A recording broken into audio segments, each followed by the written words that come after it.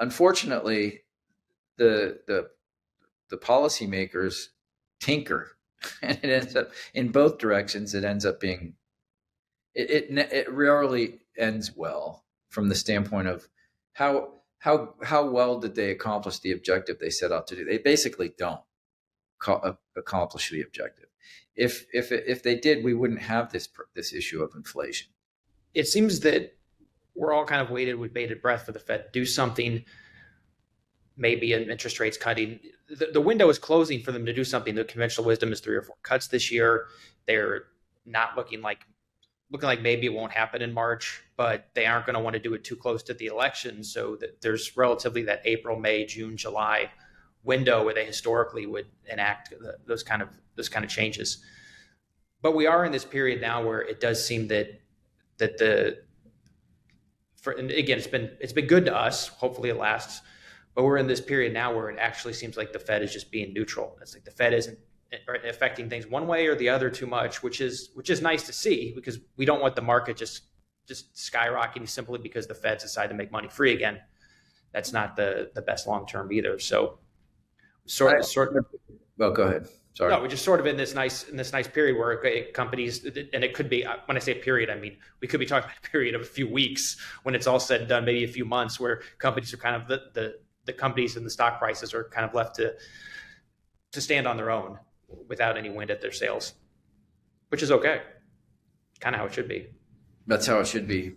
And we could only hope for an environment where we didn't have to be thinking and worrying about what policymakers were going to be doing on a monthly basis, and for that matter, a daily basis. Maybe the tide is turning there as well. And there's some recognition that policy matters. And that goes back to the question of our time. How much involvement should government have in anything and everything? And what we would say is I think that there's ample evidence that as little as is possible to still maintain an orderly society and enforcing contracts and all those kinds of things. Longstanding line, government's role should be to provide for a defense and to enforce contracts. And beyond that, there's not a whole lot more that it should do. Now, I mean, that's a gross generalization, but if the closer we can get to that, the better off the free enterprise system is going to be. And in that, it will be free to innovate. It will be free to just grow, unencumbered by much of what is weighing down businesses right now, which is a really heavy hand of government. I think it's hard.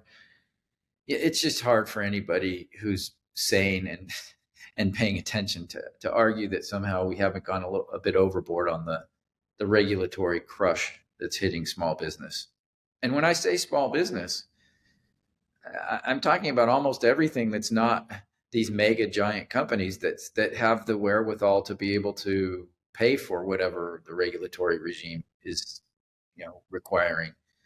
And therefore, that's why I've always said regulation benefits incumbency.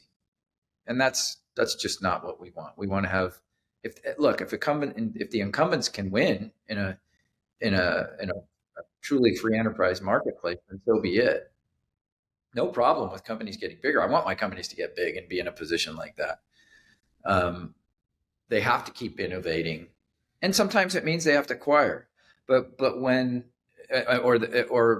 acquiring is a good thing. I don't want to go down the road of saying just because companies are being acquired that's a bad thing. What's a bad thing is when that becomes the only option for growing innovative companies is to get acquired by the incumbent. That shouldn't be the only exit option. And again, the 8,000 to 4,000 problem. How few public companies we have today. That needs to change. If we want to look at how successful will we be in the next 20 years compared to the last 20 years? It will be, I'll argue there will be a simple measure. How many public companies have we created? The fact that we've shrunk public companies over the last 2 decades is not a good sign, and shrunk them to a significant degree at one point over 50% shrinkage. That's not a good thing. The ebbs and flows of how many public companies there are out there. Okay, that's fine. That's probably part of the norm in a dynamic economy.